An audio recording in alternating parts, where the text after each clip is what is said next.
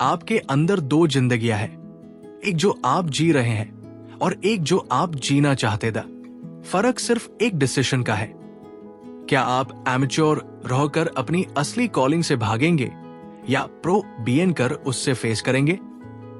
Steven प्रेसफील्ड, जिन्होंने the war of art में resistance का कॉन्सेप्ट दिया, इस बुक में इसका बैटल प्लान देते हैं। टर्निंग प्रो का मतलब एक्सटर्नल अचीवमेंट नहीं, एक इंटरनल ट्रांसफॉर्मेशन है। एडिक्शन से डिसिप्लिन, डिस्ट्रैक्शन से डिवोशन। इस वीडियो में 10 लेसन्स कवर करेंगे जो आपको सिखाएंगे कि एमेच्योर लाइफ से प्रोफेशनल माइंडसेट में कैसे शिफ्ट करें। चलिए शुरू करें। चैप्टर 1, दी एमेच्योर माइंडसेट, शौकिया मानसिकता। कोर शौकिया। एमेच्योर जिंदगी डर, भटकाव और लतों से चलती है। हम अपनी असली पुकार, कॉलिंग से इसलिए भागते हैं क्योंकि उसका सामना करना बहुत डरावना लगता है। इसलिए हम खुद को छोटे छोटे और सुरक्षित भटकावों में डुबो लेते हैं। डीप प्रेसफील्ड समझाते हैं कि शौकिया इंसान अपने काम को पैशन के नाम पर करता है, लेकिन पूरी तरह समर्पित नहीं होता। जब मुश्किल आती है तो वो आसानी से छोड़ देता है। शौकिया इंसान की जिंदगी बुरी आदतों और भटकावों, सोशल मीडिया, टीवी, शराब, अंतहीन टालमटोल से भरी होती है। ये सब ऐसे बहाने हैं जो हमें अपनी असली पुकार का सामना करने से बचाते हैं। शौकिया इंसान हमेशा बाहरी दुनिया की राय से चलता है, न कि अपने अंदर की सच्ची आवाज से। एक महत्वाकांक्षी लेखक सालों तक एक दिन नोवेल लिखूंगा कहता रहता है, लेकिन रोज टीवी और सोशल मीडिया में अपना समय बर्बाद करता रहता है। उसका डर इतना बड़ा होता है कि वो जानबूझकर खुद को भटकाता रहता है ताकि उसे असली काम का सामना न करना पड़े। एक इंसान कहता है कि वो अपना सपनों का बिजनेस कभी ना कभी शुरू करेगा, लेकिन रोज छोटी छोटी और गैर जरूरी चीजों में व्यस्त रहता है। ये शौकिया इंसान का सबसे आम भागने का तरीका है। ये सेल्फ हैंडिकैपिंग, सेल्फ सैबोटेजिंग बटा सेल्फ हैंडिकैपिंग व्यवहार से जुड़ा है। हम अनजाने में अपने लिए ऐसी बाधाएं खड़ी कर लेते हैं ताकि असफलता का असली जोखिम कभी न उठाना पड़े।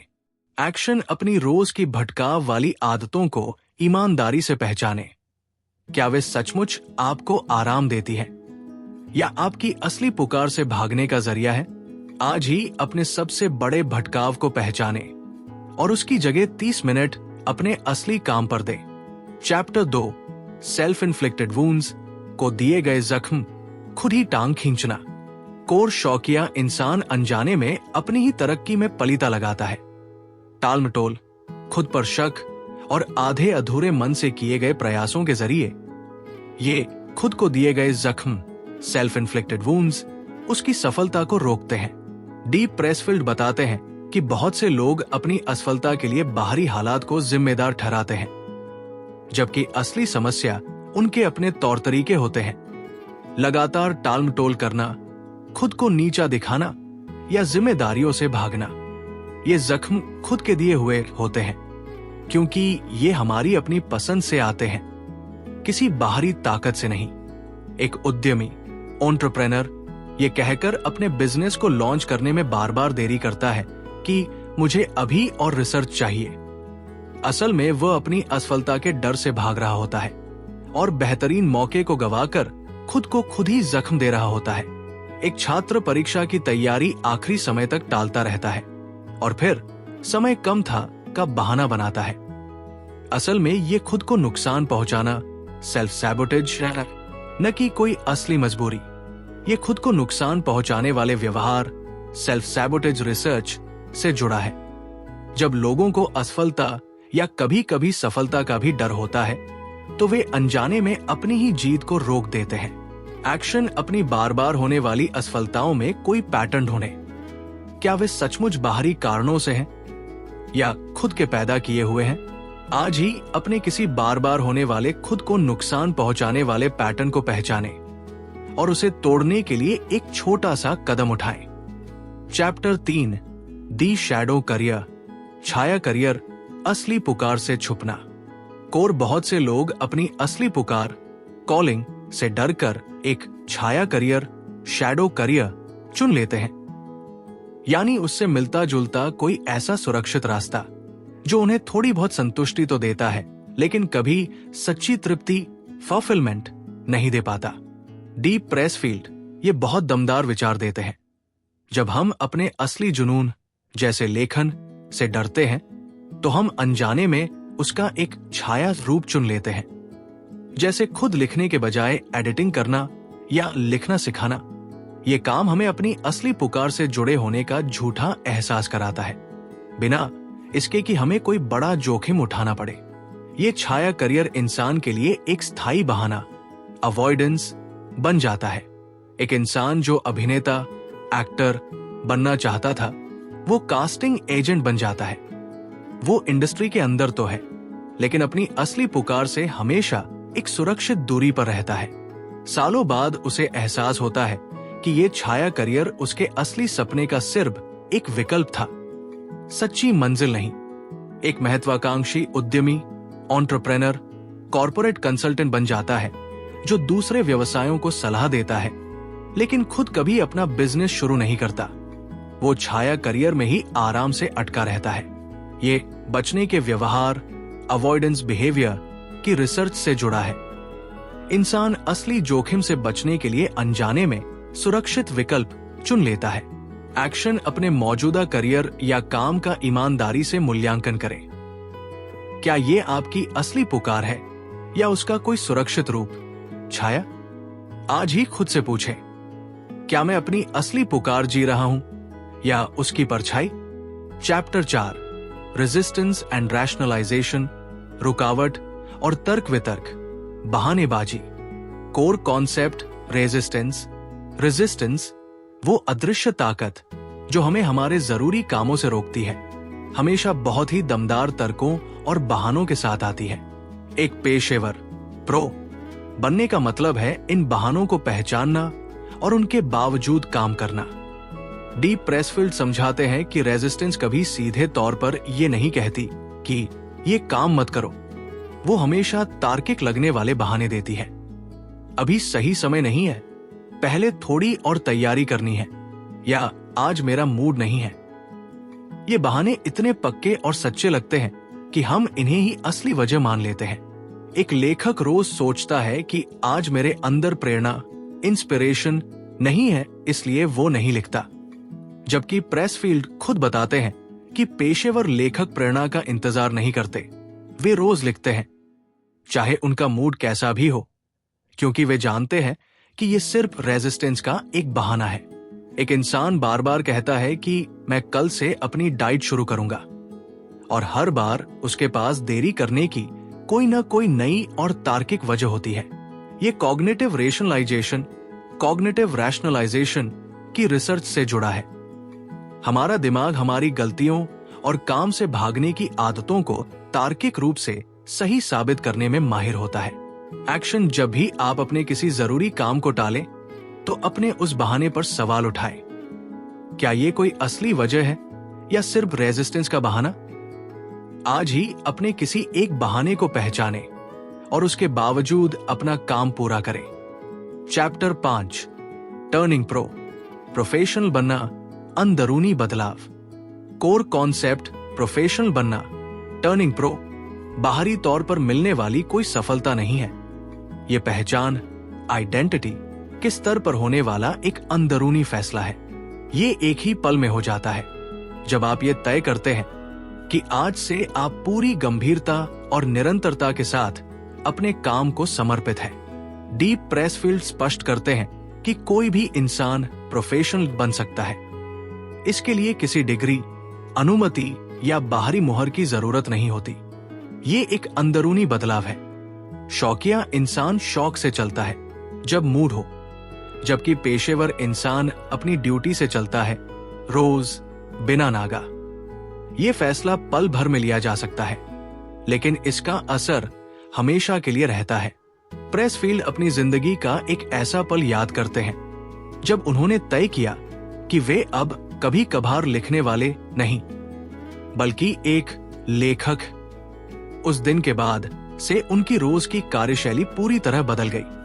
भले ही उनका आउटपुट रातों रात बेहतर न हुआ हो।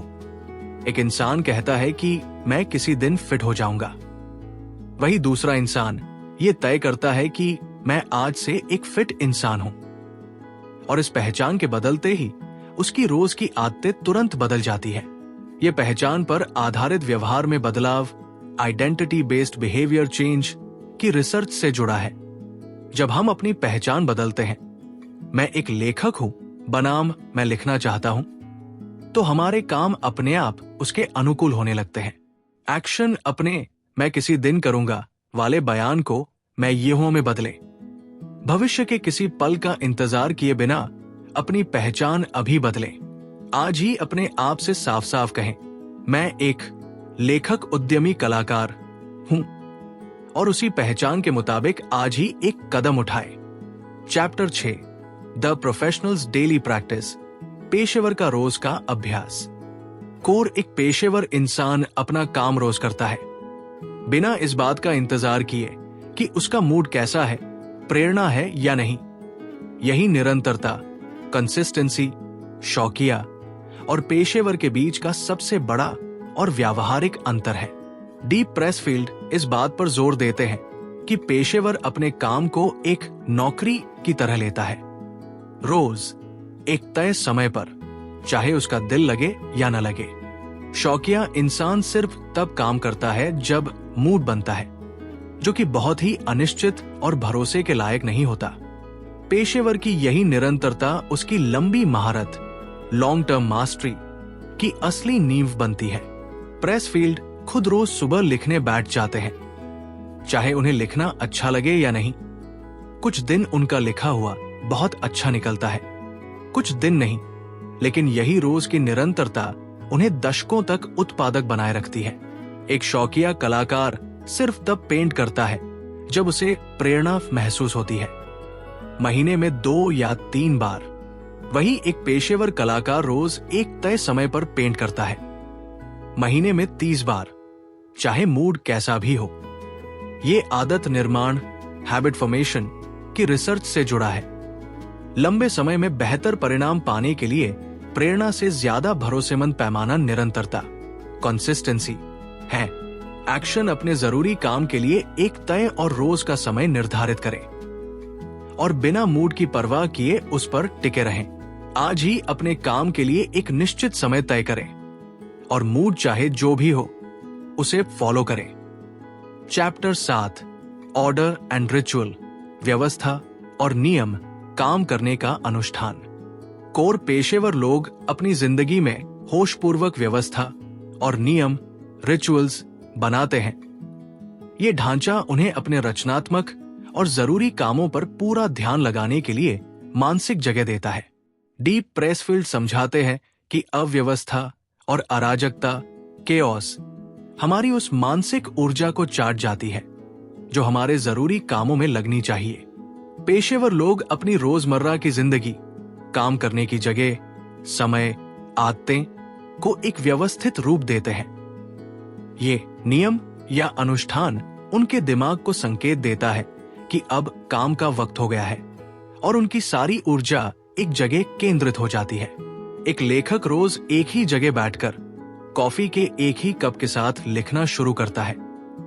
ये छोटा सा नियम उसके दिमाग को संकेत देता है कि अब लिखने का समय है और उसका ध्यान तुरंत उसी पर केंद्रित हो जाता है। अव्यवस्थित कार्यक्षेत्र, वर्क स्पेस वाला पेशेवर अपनी ऊर्जा फालतू की चीजों और बिखराव में बर्बाद कर देता है। वही एक व्यवस्थित और नियमों के पक्के पेशेवर इंसान अपनी ऊर्जा सीधे अपने काम में लगाता है। ये व्यवहारिक मनोविज्ञान के पर्यावरण संकेतों, एनवायरमेंटल क्यूज से जुड़ा है। एक जैसे नियम और साफ सुथरा माहौल दिमागी बोझ, कॉग्निटिव लोड को कम करते हैं और फोकस बढ़ाते हैं। एक्शन अपने जरूरी काम के लिए एक सीधा साधा और पक्का नियम बनाएं, चाहे वो जगह हो, समय हो या कोई छोटा सा काम जो आपके काम करने के मूड का संकेत दे।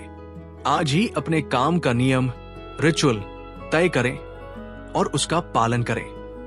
चैप्टर 8 द कॉल, अंदर की आवाज, सच्ची पुकार। कोर हर इंसान के अंदर एक पुकार होती है, एक अंदरूनी आवाज जो हमें हमारे सच्चे मकसद की तरफ बुलाती है। इस आवाज को सुनना और उसका पालन करना ही पेशेवर बनने, टर्निंग प्रो का सबसे जरूरी हिस्सा है। डीप प्रेसफील्ड बताते हैं कि ये पुकार अक्सर बहुत धीमी होती है, जिसे रोज की भागदौड़ और शोरगुल में आसानी से नजरअंदाज किया जा सकता है। ये हमारी सबसे गहरी और सच्ची रुचियों, प्रतिभाओं और जिज्ञासाओं से आती है। इसका बाहरी दबावों या लोग क्या कहेंगे से कोई लेना देना नहीं होता। एक पेशेवर इंसान अपनी जिंदगी को होशपूर्वक इस तरह ढलता है कि वह इस पुकार को सुन सके और उस पर चल सके। प्रेसफील्ड अपनी जिंदगी के उस दौर का जिक्र करते हैं जब वे बिना मन के भटकाव भरी नौकरियां कर रहे थे। धीरे धीरे उन्होंने अपनी सच्ची पुकार, लेखन को सुनना शुरू किया और अपनी पूरी जिंदगी को उस रास्ते पर आगे बढ़ाने के लिए बदल डाला। एक इंसान कॉर्पोरेट की नौकरी में बहुत सफल है, लेकिन अंदर से खुद को खाली महसूस करता है। उसकी असली पुकार कहीं और है। वही दूसरा इंसान अपनी पुकार सुनकर अपनी राह बदलता है और सच्ची तृप्ति, फुलफिलमेंट पाता है। ये मनोविज्ञान की प्रामाणिक सवा, ऑथेंटिक सेल्फ की रिसर्च से जुड़ा है। जब हमारे काम हमारी सच्ची रुचियों से मेल खाते हैं तो हमारे अंदर गहरी संतुष्टि और प्रेरणा पैदा होती है। एक्शन बाहरी शोर, दूसरों की उम्मीदों और भटकावों को कम करके अपनी सच्ची जिज्ञासाओं और रुचियों को सुनने के लिए वक्त निकालें। आज ही कुछ पल शांति से बैठकर खुद से पूछें, मेरी अंदर की असली आवाज मुझसे क्या कह रही है? चैप्टर 9, सेल्फ वैलिडेशन, खुद की पीठ थपथपाना, अंदरूनी संतुष्टि। कोर एक पेशेवर इंसान अपनी कीमत या सफलता को दूसरों की वाहवाही, लाइक्स या पहचान से नहीं नापता। वो अपनी संतुष्टि अपने खुद के तय किए गए मानकों और अपनी मेहनत से तय करता है। डीप प्रेसफील्ड बताते हैं कि शौकिया इंसान अपनी आत्मसंतुष्टि, सेल्फ वर्थ के लिए पूरी तरह बाहरी दुनिया पर निर्भर रहता है। तारीफ मिलने पर वो 7वें आसमान पर होता है और आलोचना मिलने पर टूट जाता है। वही दूसरी तरफ पेशेवर इंसान अपनी संतुष्टि अपने अंदर से पाता है। क्या आज मैंने अपने मानकों के हिसाब से अपना सबसे बेहतरीन काम दिया? ये अंदरूनी नियंत्रण, इंटरनल लोकस, उसे बाहरी शोरगुल से आजाद कर देता है। एक लेखक अपनी हर नई किताब के रिव्यूज का पागलों की तरह इंतजार करता है और उनके बिना बेचैन रहता है। दूसरा लेखक अपनी संतुष्टि अपने लिखने के तरीके और अपने तय मानकों से लेता है। रिव्यूज उसे प्रभावित तो करते हैं, लेकिन उसकी कीमत तय नहीं करते। एक पेशेवर इंसान सोशल मीडिया पर मिलने वाले लाइक से अपना मूड तय करता है। वही दूसरा इंसान अपनी संतुष्टि अपने सच्चे प्रयासों से पाता है, जो बाहरी प्रतिक्रियाओं से पूरी तरह आजाद होती है। ये मनोविज्ञान के नियंत्रण का अंदरूनी बनाम बाहरी केंद्र, internal versus external locus of control से जुड़ा है। अंदरूनी संतुष्टि इंसान को लंबे समय तक टिकने वाली मानसिक शांति देती है। एक्शन अपनी सफलता को हर रोज अपने खुद के पैमानों से मापे, न कि दूसरों की वाहवाही से। आज ही अपना काम खत्म करने के बाद किसी के फीडबैक का इंतजार किए बिना खुद से पूछें, क्या आज मैंने अपना 100% दिया? चैप्टर 10, दी प्रोफेशनल्स डेस्टिनी, पेशेवर की असली मंजिल। कोर प्रोफेशनल बनने, टर्निंग प्रो का आखिरी मकसद बाहरी सफलता पाना नहीं, बल्कि खुद की पूरी क्षमता को हासिल करना, सेल्फ एक्चुअलाइजेशन है।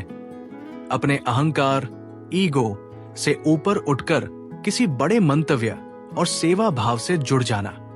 डीप किताब के आखिरी हिस्से में प्रेसफील्ड समझाते हैं कि पेशेवर सफर का आखिरी पड़ाव यह है कि आपका काम सिर्फ आपके अपने स्वार्थ तक सीमित न रहे, बल्कि वो आपकी कला की सेवा बन जाए, आपके छोटे अहंकार से बहुत बड़ा हो जाए। ये मंजिल हर पेशेवर की अलग हो सकती है, लेकिन सबका साझा मकसद एक ही होता है, सच्ची महारत और ऐसा योगदान जो खुद से बाहर फैलकर दुनिया को छुए। प्रेसफील्ड बताते हैं कि दशकों के अभ्यास के बाद उनका लिखना अब सिर्फ उनके अपने लिए नहीं रहा, वो किसी बड़े मंतव्य की सेवा करने लगा, जो दूसरों को प्रेरित करता है और उन्हें अपनी असली पुकार ढूंढने में मदद करता है।